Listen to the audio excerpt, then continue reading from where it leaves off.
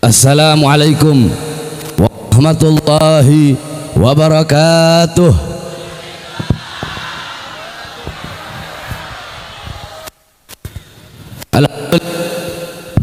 Alhamdulillahil qawiyyi sultanuh, al-wadihil burhanuh, al-mabsut fil wujud karamuhu wa ihsanuh. Allahumma salli wa sallim wa barik wa karrim wa azim ala nuril anwar wa sirril asrar wa tiryakil aghyar wa miftahi babil yasar sayyidina wa maulana Muhammadinil Mukhtar wa alihi har wa ashabihil akhyar adada ni'amillahi wa ifdalih, amma ba'd. Yang saya cintai, yang saya muliakan, para habaib, para kiai, para asatid, para tokoh masyarakat, para sesepuh, segenap aparat pemerintah, wabil khusus pimpinan Majelis Ta'lim Tajul Muhajirin Al-Habib Ahmad Al-Baiti. Mudah-mudahan Allah panjangkan umur beliau, Allah sehatkan jasmani dan ruhani beliau, Allah permudah urusan dunia akhirat beliau, Allah perkuat langkahan kaki beliau di dalam berdakwah, berjuang menuntun kita semua di jalan Allah Subhanahu wa taala. Yang saya cintai, yang saya muliakan, segenap para kiai, para asatid, yang saya cintai, yang saya muliakan, para sesepuh, yang saya cintai, yang saya muliakan, segenap panitia peringatan Maulid Nabi besar Muhammad, beserta yang saya cintai, yang saya muliakan, segenap hadirin hadirat, bapak-bapak, ibu-ibu, khususnya para pemuda-pemudi umat baginda Nabi besar Muhammad yang selalu dimuliakan oleh Allah Subhanahu wa taala. Alhamdulillah, segala puji dan syukur kehadirat Allah Subhanahu wa taala. Dialah Allah yang maha besar, yang besar selain Allah kecil. Dialah Allah Subhanahu wa taala yang maha kaya, yang kaya selain Allah miskin. Dialah Allah yang maha perkasa, yang maha kuat, yang perkasa selain Allah, yang kuat selain Allah lemah. Dialah Allah raja di atas para raja, yang raja selain Allah hamba. Dialah Allah yang maha berkuasa, yang berkuasa selain Allah kadang berkuasa dan kadang tidak berkuasa. Dialah Allah Subhanahu wa taala yang maha berilmu, yang berilmu selain Allah adalah pencari ilmu. Dialah Allah yang maha tahu, yang tahu selain Allah adalah pencari pengetahuan. Dialah Allah yang maha hidup, yang hidup selain Allah pasti akan mati, yang ada selain Allah pasti akan tiada, yang wujud selain Allah pasti akan binasa. Sedangkan hidupnya Allah, adanya Allah, wujudnya Allah selama-lamanya kekal abadi, tidak akan pernah musnah dan tidak akan pernah binasa. Dialah Allah Subhanahu wa taala yang dimana kedekatan hamba dengannya tidak akan membuat hamba itu sama dan setara dengannya. Dialah Allah yang dimana jauhnya hamba darinya tidak akan menjadikan dinding penghalang dan dinding pembatas antara dirinya dengan hambanya.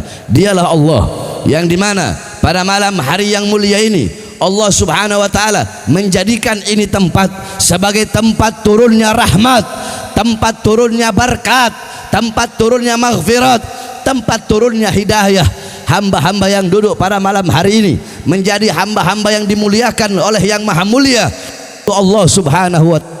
Dosa-dosa kalian Allah ampuni, dosa-dosa yang telah lalu, semulai dari langkahan kaki kalian dari rumah menuju ke tempat ini, dari tempat ini kalian pulang ke rumah, di situ Allah ampuni dosa-dosa kalian yang akan datang. Allah berikan kalian limpahan kasih sayang, Allah berikan kalian pengampunan, Allah berikan kalian petunjuk, Allah berikan kalian hidayahnya, taufiknya, inayah. Kenapa? Karena duduknya kalian pada malam hari ini mendapatkan keberkahan, mendapatkan kemuliaan daripada agung, Maulid Akbar daripada hari kelahiran baginda Nabi besar Muhammad sallallahu alaihi wasallam. Saudara-saudaraku sekalian yang dimuliakan oleh Allah, kita duduk pada malam hari ini untuk bergembira, untuk berbahagia, untuk bersukacita dengan lahirnya cahaya alam semesta, yaitu baginda Nabi besar Muhammad sallallahu alaihi wasallam. Saudara-saudara, yang memerintahkan kita berbahagia, yang memerintahkan kita bergembira dengan adanya Nabi, dengan lahirnya Nabi, yang memerintahkan kita semua bergembira, berbahagia, bersukacita, yang memerintahkan bukan para ustadz, bukan para kiai, bukan para habaib, bukan para ulama, bukan para tabi'in, bukan para tabi'in, bukan aimmatul arba, bukan malaikat, bukan juga Nabi Muhammad, bukan para nabi, bukan para rasul, tetapi yang memerintahkan kita bergembira, berbahagia, bersukacita dengan adanya Nabi Muhammad adalah Allah Subhanahu wa taala. Dalam Al-Qur'an Allah Subhanahu wa taala berfirman, "Qul bifadlillah wa birahmatih fabidzalika falyafrahu." Katakanlah, kata Allah, katakanlah dengan karunia Allah, dengan anugerah Allah, wa birahmatih, dan dengan rahmat Allah, maka dengan karunia, dengan anugerah dan dengan rahmat tersebut falyafrahu, hendaklah mereka bergembira, hendaklah saya bergembira, hendaknya kalian semua bergembira dengan adanya karunia Allah, anugerah Allah dan rahmat Allah. Apa karunia Allah? Apa anugerah Allah? Apa rahmat Allah?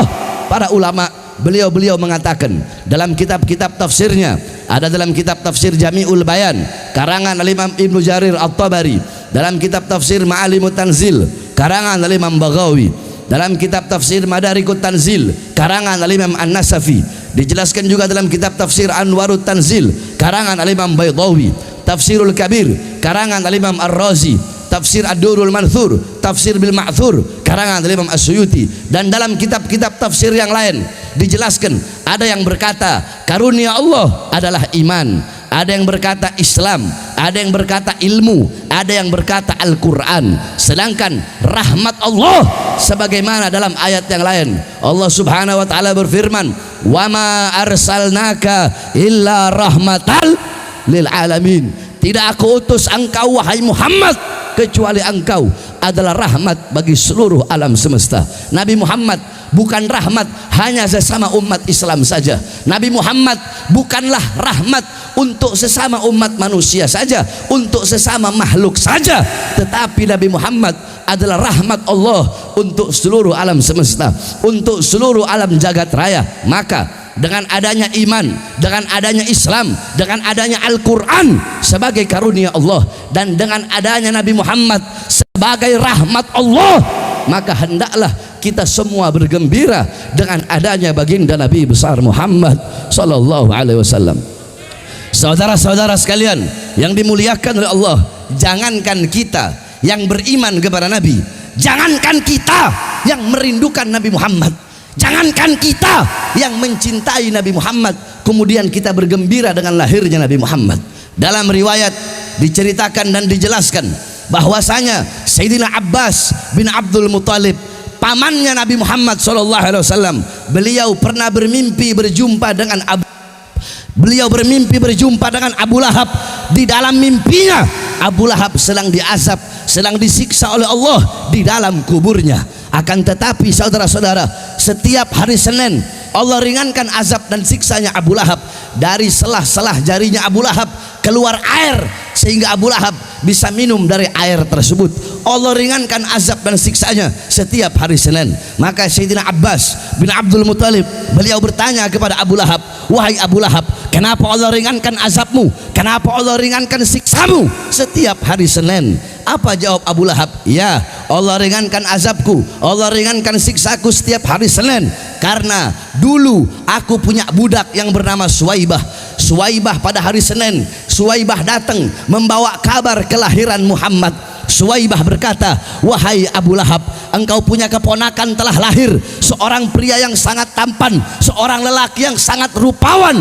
Aku senang, aku gembira, aku berbahagia dengan kabar kelahiran Muhammad. Saking senangnya aku, saking bahagianya aku, sehingga aku merdekakan Suwaibah, karena Suwaibah lah yang membawa kabar tersebut.' Nah, karena kegembiraanku yang sesaat, karena rasa senang, rasa bahagiaku sesaat dengan lahirnya Muhammad.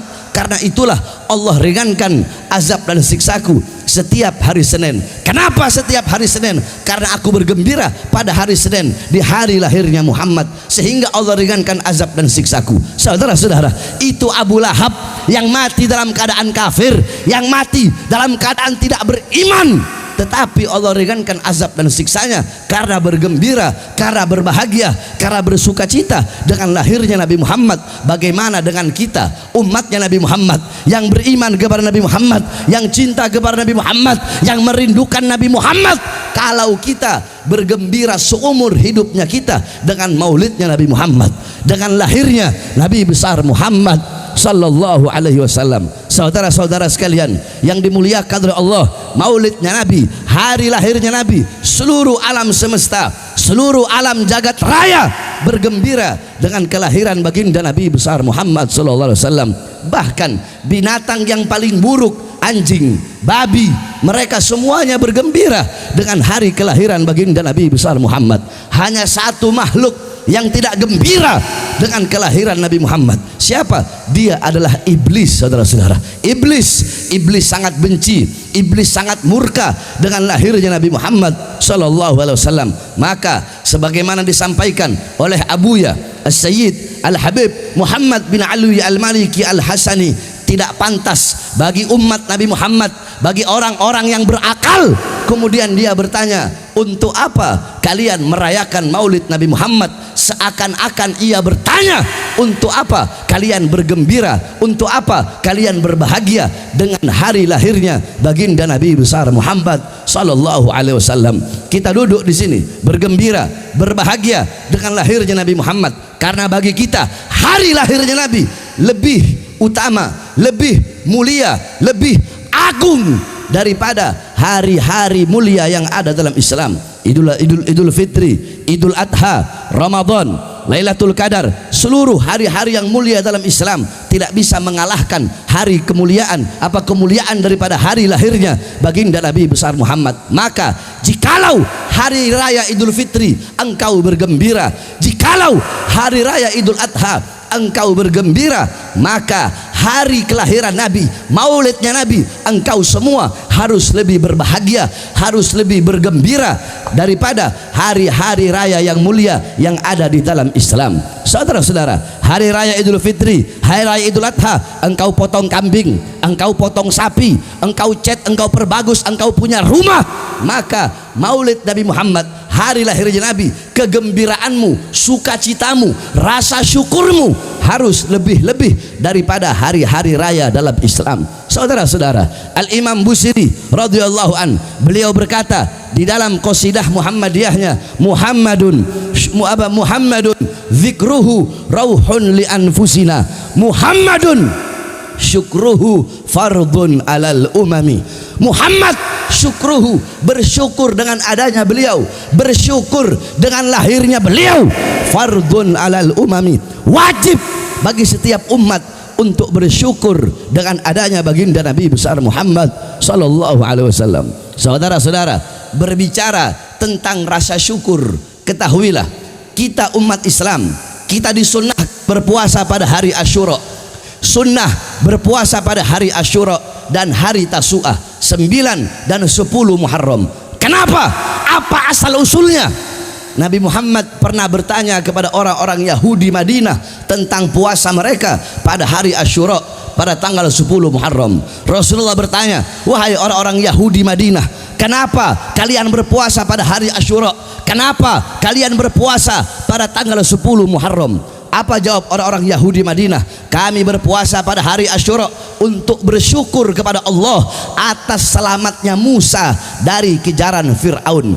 Pada hari Asyura Allah selamatkan Musa dari kejaran Fir'aun. Saudara-saudara, memang pada tanggal 10 Muharram banyak Allah selamatkan para nabi dan para rasul. Nabi Musa Allah selamatkan dari kejaran Fir'aun pada tanggal 10 Muharram. Nabi Allah Adam alaihissalam Allah terima taubatnya pada tanggal 10 Muharram. Nabi Allah Nuh Allah selamatkan dari banjir bandang pada tanggal 10 Muharram. Kemudian Nabi Allah Yunus alaihissalam Allah keluarkan dari perut ikan nun pada tanggal 10 Muharram. Nabi Allah Ayub Allah sembuhkan penyakitnya pada tanggal 10 Muharram. Sehingga tanggal 10 Muharram kata orang Yahudi kami berpuasa sebagai bentuk rasa syukur kami kepada Allah atas selamatnya Musa dari kejaran Fir'aun. Apa kata Rasulullah? Nahnu ahaqqu bi Musa minkum, kami lebih berhak atas Musa daripada kalian. Nabi Muhammad pun memerintahkan kepada umatnya untuk berpuasa pada tanggal 10 Muharram, berpuasa pada hari Asyura sebagai bentuk rasa syukur kepada Allah atas selamatnya Musa dari kejaran Fir'aun. Nah, saudara-saudara, coba kalian pikirkan, jikalau bersyukur kepada Allah atas selamatnya Nabi Musa menjadi ibadah sunnah, maka bagaimana kita bersyukur kepada Allah atas selamatnya seluruh alam semesta berkat adanya baginda Nabi besar Muhammad. Jikalau bersyukur kepada Allah atas selamatnya Nabi Musa menjadi ibadah sunnah, bagaimana kita bersyukur kepada Allah atas selamatnya seluruh alam jagat raya ini berkat adanya Nabi Muhammad SAW. Jikalau hari Asyura Nabi Musa terselamatkan dari kejaran Fir'aun, maka berkat Nabi Muhammad seluruh para nabi, seluruh para rasul terselamatkan. Nabi Allah Adam alaihissalam terselamatkan. Kenapa? Nabi Allah Adam alaihissalam Allah subhanahu wa ta'ala terima taubatnya, karena dalam pertaubatannya kepada Allah Nabi Allah Adam membawa nama baginda Nabi besar Muhammad. Nabi Allah Nuh alaihissalam, Nabi Allah Nuh Allah selamatkan dari banjir. Kenapa? Karena dalam tulang sulbi Nabi Allah Nuh membawa cahaya baginda Nabi besar Muhammad. Nabi Allah Ibrahim alaihissalam Allah selamatkan dari api Namrud. Kenapa? Karena dalam tulang sulbi Nabi Allah Ibrahim terdapat cahaya baginda Nabi besar Muhammad. Nabi Allah Ismail alaihissalam Allah selamatkan dari penyembelihan Nabi Allah Ibrahim. Kenapa? Karena dalam tulang sulbi Nabi Allah Ibrahim, dalam tulang sulbi Nabi Allah Ismail terdapat cahaya baginda Nabi besar Muhammad. Jikalau kita bersyukur kepada Allah atas selamatnya Nabi Musa dari kejaran Fir'aun menjadi ibadah sunnah, maka bagaimana kita bersyukur kepada Allah atas selamatnya seluruh para nabi, seluruh para rasul, bukan hanya Nabi Musa, semua seluruh alam jagat raya terselamatkan. Fa kaifa tad'u ila dunya